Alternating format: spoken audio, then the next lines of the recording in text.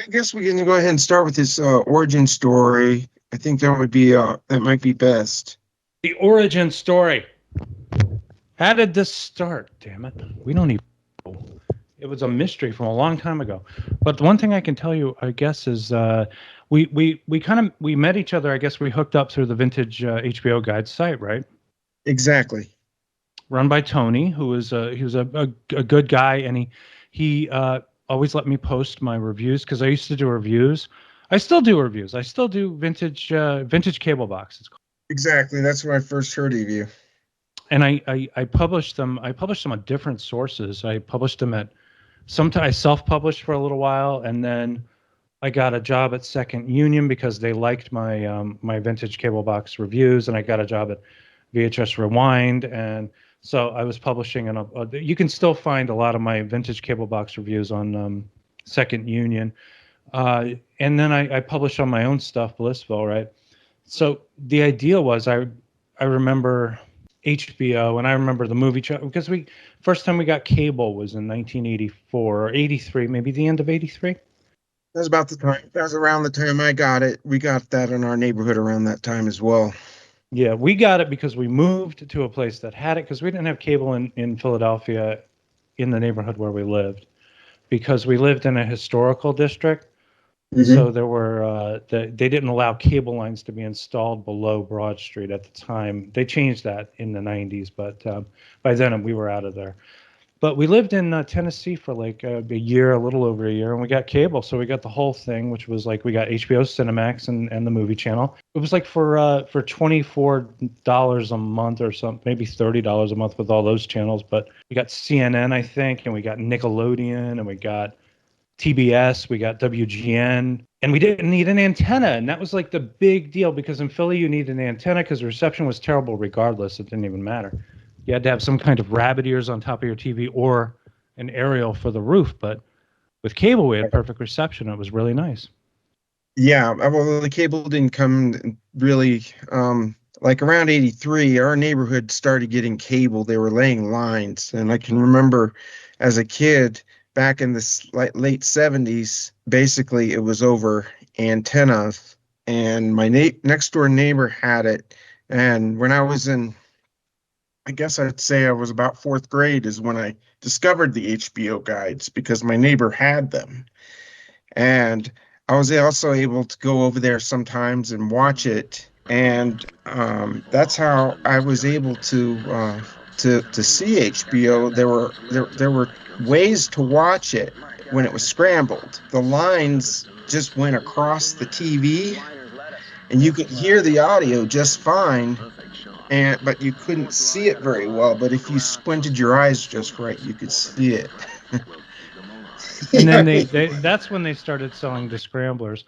And I refer you to Oddity Archive, which is a really nice YouTube channel. I don't know if you know about it, but I interviewed the guy who ran it, Ben Minot, a while ago, and I did an article, and we did a show where we interviewed him, and he has all this wonderful old video relics of the time of pay TV, the beginning of pay TV, the rise of HBO, and the rise of descrambler boxes that people would buy and stuff like that. So there's a lot of fun stuff in there about early pay TV.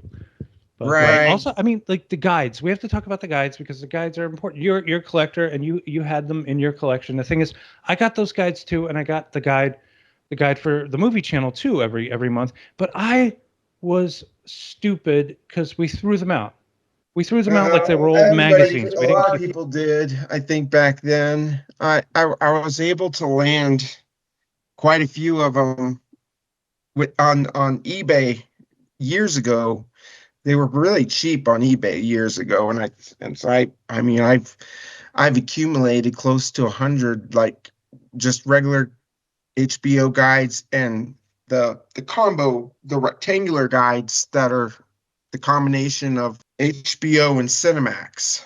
Yes, and that was one of the things you had. I asked you if you had the June 1984 HBO Cinemax guide. You did, and you sent me the file with all the pictures. And from that last year, I started my vintage cable box series that covered movies that were being featured in that June 84 guide, and I reviewed Okay. quite a bit of them. Readers, the readers of those reviews sent me a lot of really nice compliments about the work, and I was really happy about that because it's nice when they do. It's weird on the internet. I was explaining this to somebody else last night. I was saying that when they agree with you, you're a genius. When they don't, you're an idiot. So that's generally how it goes on the internet. But for the most part, the people that are into that kind of thing have been incredibly nice and complimentary and sweet. I've received so many nice comments about my work. It's just nice to read. That's really awesome when especially when you get feedback like that. You know, I mean, like when people like you and uh other people, they tell me this stuff takes me back to when I was a kid. I remember when I was a kid, and it's like that's what I want to hear. That's yeah, part of that whole nostalgia. I like that. I was just learning how to read when the guides came along, and I think I can I can give credit to those guides for that because I was reading those guides, like I said, back in fourth grade, and those guides, over time are very valuable. You had a full like they would, of course, they would mail them out to subscribers monthly. You had a full month to plan what you wanted to watch. And to me, these guides today, they serve as an excellent documentation of movies, TV shows, and HBO original films that played at the time. When we got cable in our neighborhood, see, we got one big guide for the whole community. It's new on cable kind of thing, like It was like an on cable type of guide or something. It was kind of, or I think it was one of those type of deals where it had like, because you had HBO, Cinemax, the movie channel, Showtime on there. Those were your premium channels, and of course they had, you got you had to pay for those, but they had other channels like TBS was a cable channel back then. yeah, they called it a superstation. The Superstation, you're right, and out of WGN out of Chicago, you're right, yeah, and you had Nickelodeon and all these other channels that you just never heard of, and it was pretty groundbreaking at the time. I would, you know, But I want to incorporate some of those movie channel guides, because I found a couple on the Internet mhm. Archive, which is fantastic, and I think in the future you and I should take a look at an old movie channel guide and talk about what's going on in there too. Exactly, and because I'm curious about that because I didn't grow up with the movie channel. I had other friends. It was interesting because you know how HBO has the policy of not showing R-rated movies before 8 o'clock, Right, right? Movie exactly. channel showed them all day. They did not care. They did not care at all. That was the great thing about the They movie did not channel have because a I had policy, friends no who policy had about that it. channel, and I'd go over there, and you'd have a rated R movie showing at You'd be able to 10 watch o'clock Up in the in Smoke at afternoon. 9 a.m. in the morning. Up in Yeah. Smoke, or even like Porky's or something like that. They really didn't care back then. And back then, also, the licensing thing was not as big a deal. So you would see movies like you would see Jaws 3, okay, and it would be on the movie channel, it would be on HBO, and it would be on Cinemax.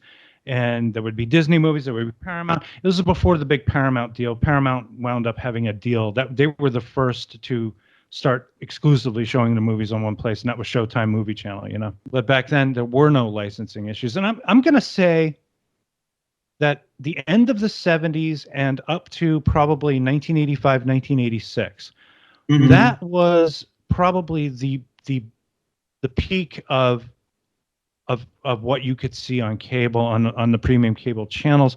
It was like a film school, and I learned a lot Hmm. about filmmaking watching these movies over and over again, because we didn't get a VCR in my house until like 1985 or 86, so I wasn't taping anything yet, because the majority of people didn't really own VCRs yet, so they would constantly repeat these movies over and over again and just run Hmm. them into the ground until you practically knew every line of dialogue in every scene. Oh yeah, because I mean I stayed home sick, just to be able to watch these movies repeatedly, especially when Star Wars premiered. That was a big deal. I was actually grounded when it premiered, and that was really bad timing. So the only way I could watch it was staying home sick while my parents were gone at work. So I was able to get around that. And of course, you had MTV as well, and that MTV, right? That's right. MTV. was great. Yeah, It premiered that music premiered in videos 24 '81. hours a day. It was And just this was during the era of like Michael Jackson and Prince and all these when music videos suddenly became an art form. So right. you got to see this was I hate to sound like one of these people. I sound like an old man or something, but things were Mhm. better when I was younger. I just sound like an Oh, old man when I say stuff like no, our you music you was don't. better, our You don't, movie. because I think a lot of people who grew up in that era would definitely agree. It was definitely a different time. It was all new, And and yeah, it was I was thinking about this that before about how Gen X, our particular generation, the '80s to mhm, us was what the '50s was like to our parents, the baby boomers.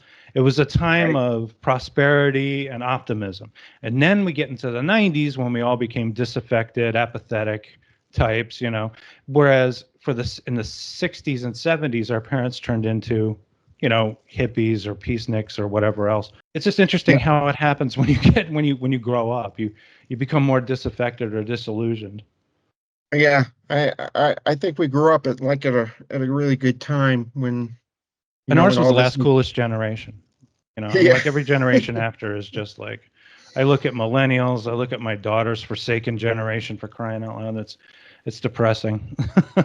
We may think that, but I don't know about them. We may have thought, we were probably thinking the same thing back then. I don't know. Yeah, but As we kids. remember what it was like not to have a cell phone, though. Oh, that's very true.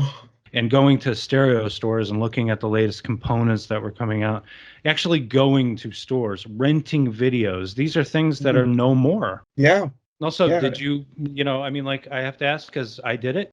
Did you have two VCRs and basically make dubs of tapes you rented? I did. Oh, okay. No, I did not have never did have two VCRs, but I knew other people that did. We got our first VCR, I would say probably when I was not until I was like 16 or 17.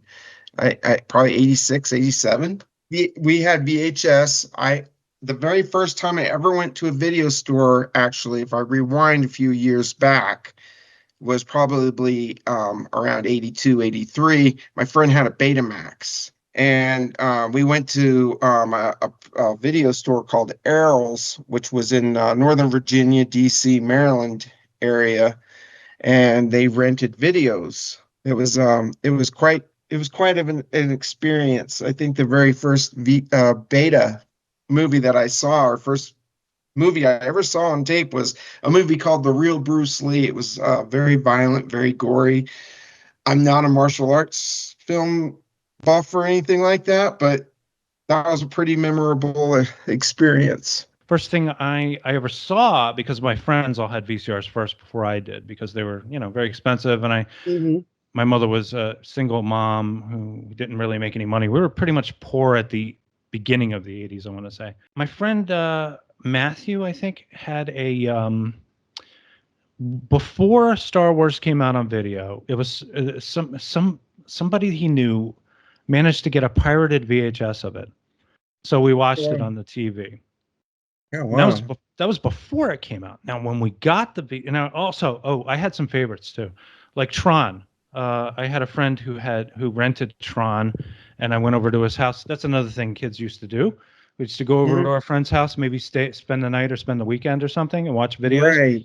Exactly. And he had Tron, and that was a movie I fell in love with as a kid. I love that movie so much. But when we got our VCR, the first VCR we got, which was I think an RCA, and it's like it was a floor model too. We couldn't even afford a brand new one, but it was still like $300, and she bought it.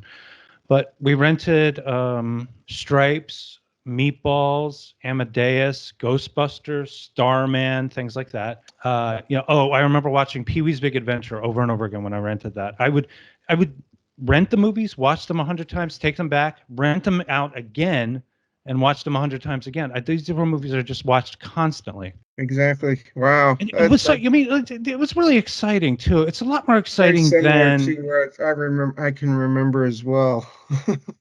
it's a lot more exciting than what we have now. We have this streaming technology, and it's not completely dependable. It's not as dependable as this hard piece of plastic you shove into a machine and you hit play, and you Hmm. know. So it's just sort of, you know, I'm waxing nostalgic, obviously, but and obviously, Right. you know, the quality of everything that we look at looks so much better now, and we have these big screen TVs. You know, I remember because we had a 25-inch, I think, Magnavox color console, and that was the Mhm. biggest TV we ever had at the time, and that was considered the big TV.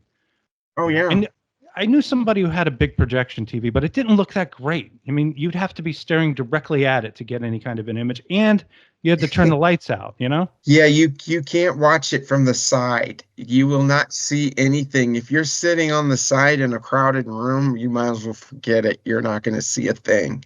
You have to stand, like you said, you got to be standing right directly in front of it.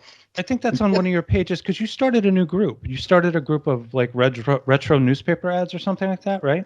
Oh no, that's Ron Peterson's group. He's a friend of mine in Australia, and we go back a few years, just talking like you and I do. Like about on there about movie ads, and he started a print ad group, and it's a really good group, and that's the one invited you to. There's Yeah, an ad in so there for a projection TV, and I don't know who said it. Maybe it was him, but he said you can only see these. You can't see these things from the side. You have to look at them head on too. So you know, exactly. We were talking about that. So retro newspaper and print ads is the group on Facebook that he runs. It's very good. I recommend it. It's a lot of good information, a lot of good stuff on there from back then as well. it is good. I get occasional pop-ups. I like to see those ads. It's really nice. So Yeah. basically, like we were talking about putting together something for a while, and then I don't know. I sort of got shoved out of the nest at VHS Rewind, so I decided I want to start a new group, and I want it to be about something. This isn't like just whatever you think like it's going to be like obscure movies or something like that because it's called Cinema Obscura, but it's also all that stuff that just sort of gets forgotten. There's a lot of Right. stuff out there that gets forgotten. So I figured, why don't we have a thing where we talk about this stuff? And you know, I like the easygoing stuff. I like the easygoing discussions. I don't want to get too crazy about things or obsessive or anything like that. And also posting articles. It's a nice landing point for my articles, the new stuff that I'm writing. Right. And I think by the time this episode airs, we'll have been out for a couple of weeks or months, even. I'm not sure, but this is sort of like this is where we trace the origin of it. We've got yeah, this is a group that we started about a month. I think it's about a month ago now. And you're right. Just movies that are good to go back and see, and hopefully not ever get forgotten. And some movies will, but if we can keep some of these other ones alive, that's great too. I started, I think, with I started with the artwork. I was going crazy because the artwork has to be just right, and then I had my wife design the little icon with it's a TV with a camera thing on the side of it. So she designed that. That was all her idea. It looks really good, by the way. In fact, I'm looking at it right now. I like that. They're right in the middle.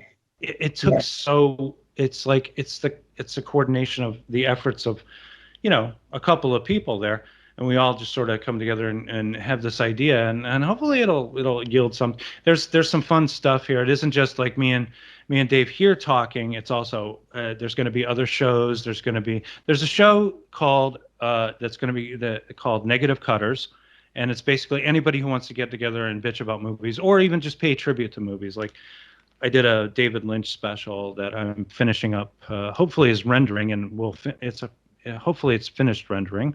And I made this whole thing as a kind of a tribute to him. It looks astonishing, by the way. And as soon as I get it uploaded, I want you to take a look at it too, because I'm very proud of the work. I think it looks fantastic.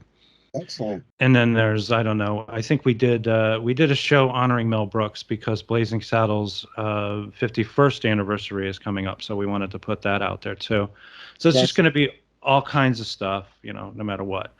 But with you and me, we're going to be like taking a look at stuff that disappeared.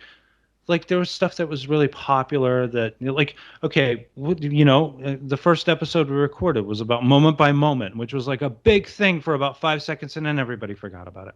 Mhm. John Travolta and was it Lily Tomlin, yeah. Lily Tomlin? Yep. I was wondering if we might want to hang out together because I kind of like you and I don't want you doing drugs and I love you.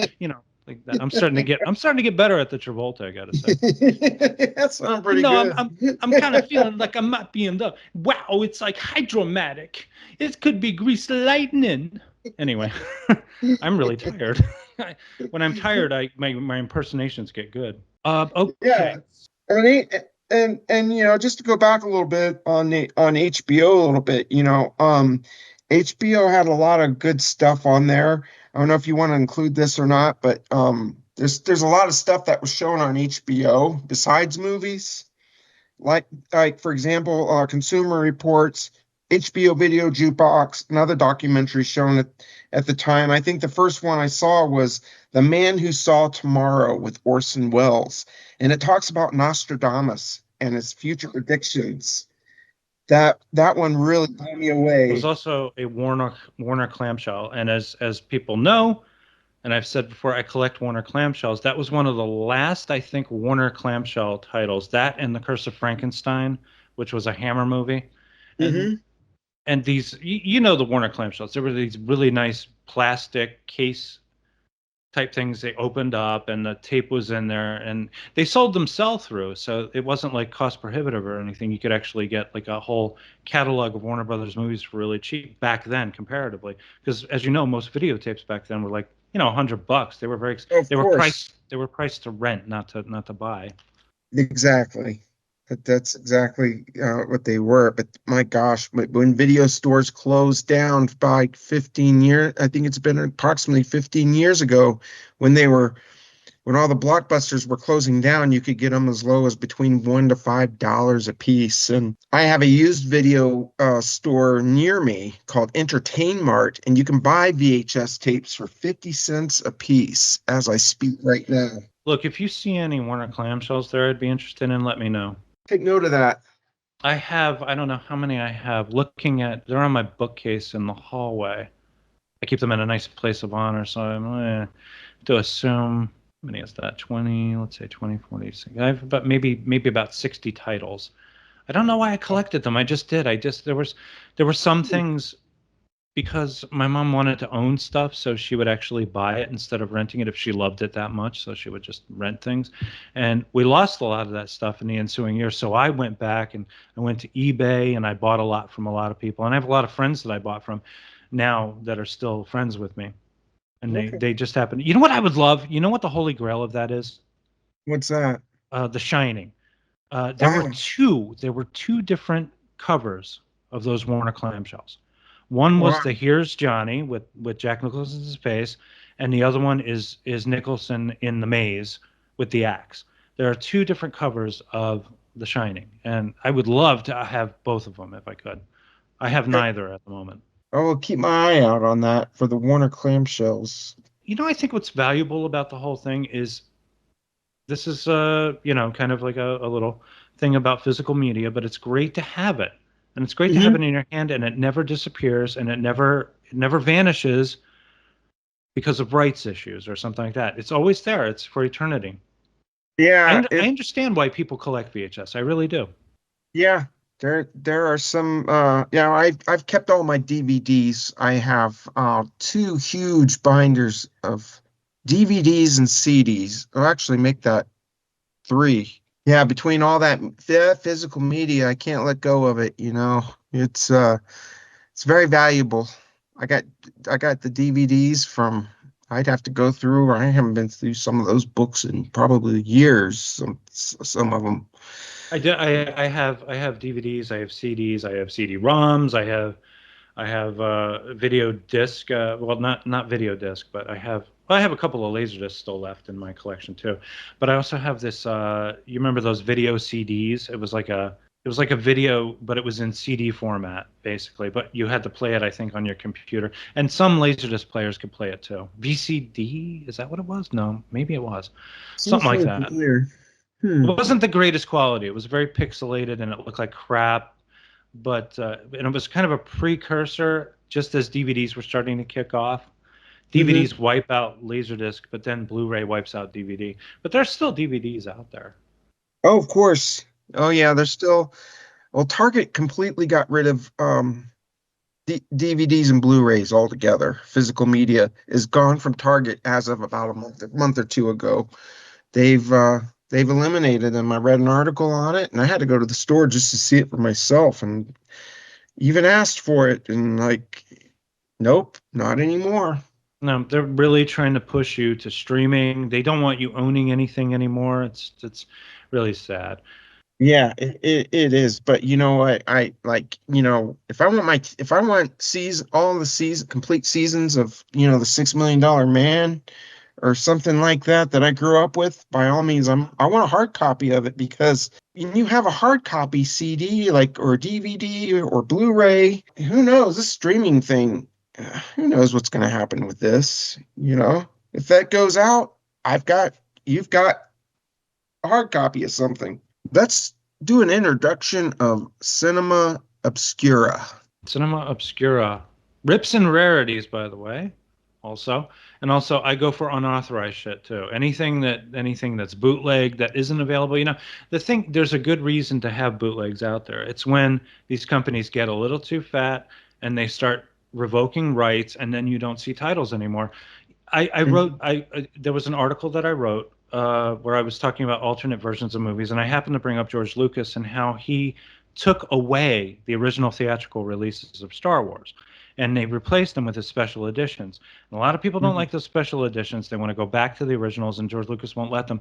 What George Lucas actually did when he made that decision, he boosted piracy and bootlegging, because that's what happened. People started making their own versions, and now you have this guy who made these despecialized editions of the movies, and I I actually bought them. I have them.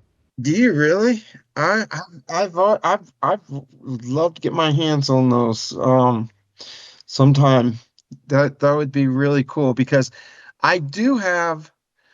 Now, there was one release that came out where they did put Star Wars out on Blu-ray, and along with it came the DVDs, but they're not Blu-rays of the originals. They're just DVDs of the originals. So that He refuses to do a 1080p of the original. he will not do Blu-ray of the original trilogy. And, I don't have anything against the VHS or the regular DVDs of it, the original trilogy, but I would like to watch a really clean version without all the matte lines. If you do a little hunting, you can find the specialized editions. I'll go that route then.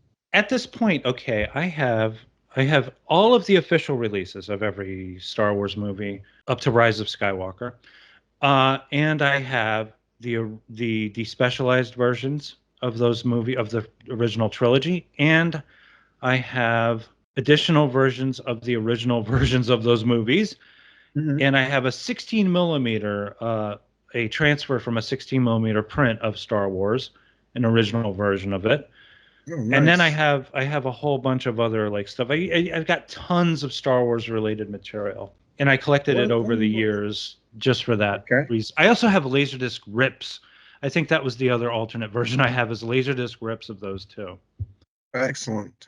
So, but it's all there and it's all preserved and it's all safe, and that's a good thing about it. The specialized editions are really cool too, because they added a couple of like specials, TV specials, and the Star Wars holiday special. I have that as well. It's really That's good, and I something. don't have to go into streaming. And I have friends who are always like, "Oh, if you just get the streaming service, you can see all this stuff." And it's like, no, I'm not spending another $10 a month. I own one streaming service, Netflix, and that's it. They did it. It does add up over time, because like, right now I'm using a few streaming services, but I don't have cable. I'm using antennas. I've got three televisions in my place, and I'm using antennas, and I live in a condominium on the second floor, so I have really good reception.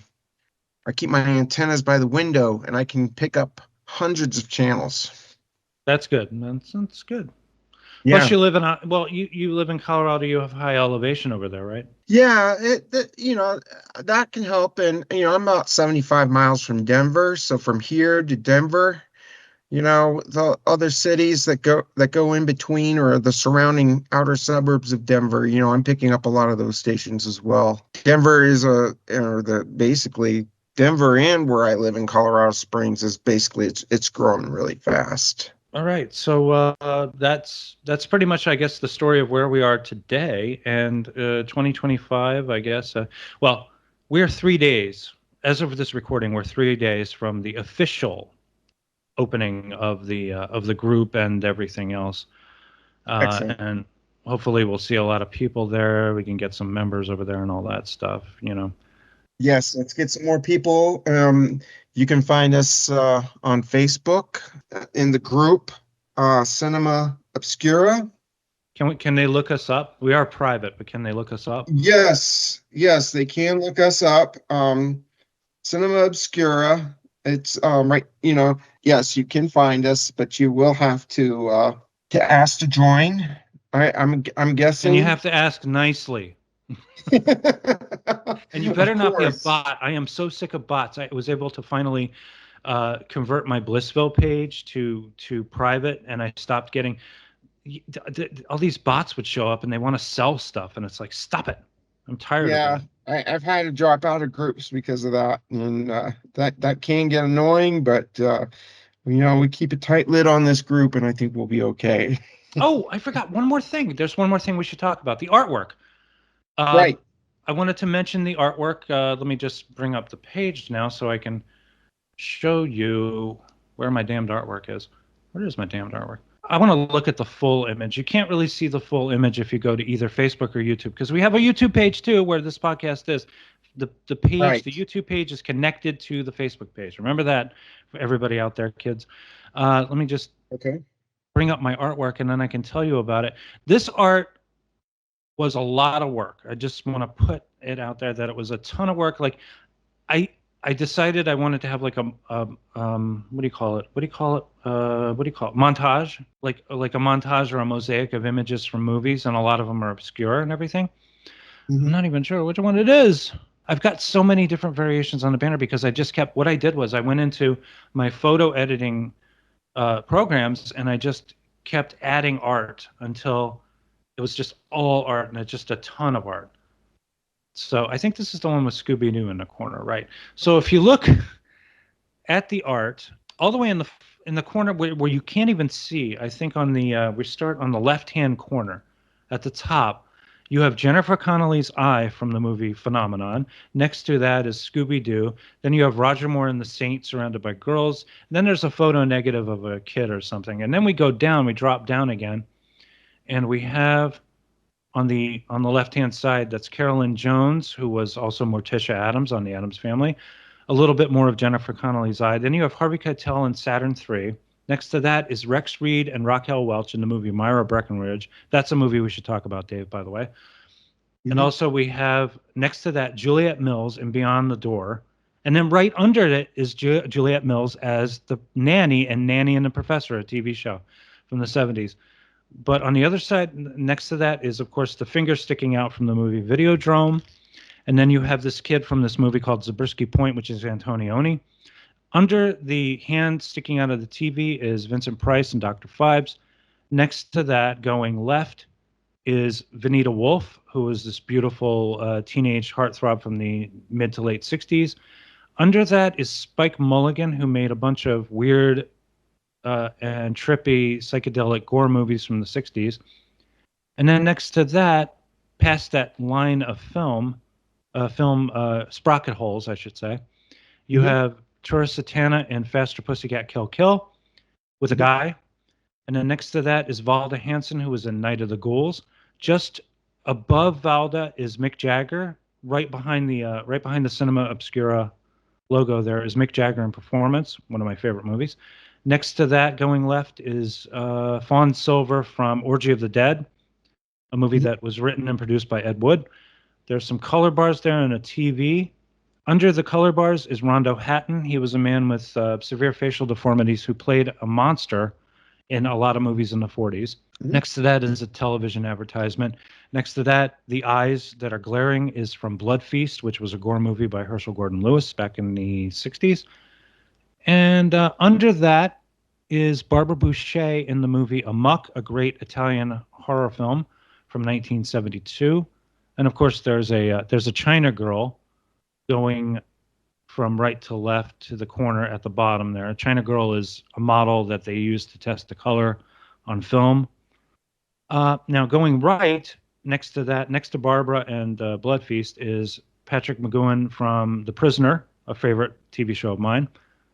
And then next to that is Elizabeth Montgomery in a movie called The Victim, which came out in 1972, again, the year of my birth. And then next to that is Leah Merriweather as the Catwoman. She was the Catwoman in the Batman movie that was released theatrically in 1966. And that is it. Okay, that's a lot of great coverage there of legendary actors and actresses. Well, Elizabeth Montgomery caught my eye for sure, and There's a down lot there, of it's oh, a yeah. mix of instantly recognizable and a mix of some slightly obscure stuff. Right. Oh, it's good. My favorite is the juxtaposition of Juliet Mills in Beyond the Door, which is like this Exorcist ripoff that was made in 1974, 75, and kind of like a horror exploitation movie, which is really awesome, by the way. That's another movie we should talk about. And then under that is her as the sweet, innocent nanny and the professor show. And I've always had a thing for Juliet Mills. She's Haley Mills' older sister, and she was like a teen star also. So Excellent. that's it.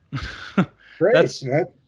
And that took about 3 weeks, because I kept changing my mind and wanting to layer things and throw them in, and also blend them in enough so that you could see the logos and everything. And that little thing there. Hopefully you're looking at this. I'll put this up on the episode so you can identify it. So I can identify it. There it is. That looks very phenomenal. I definitely have to say, I'm very impressed. And that's my wife's design. That TV with the camera, my wife did that. That's great. And you can, if you look closely enough, you can see her initials right there on the. You can see a little BK down there, and that's my wife's initials. Oh, okay, I see it. I do see it. I said, sign it. It's like she's like, nobody's going to see it, and I said, sign it. So anyway, that's how I communicate with my wife.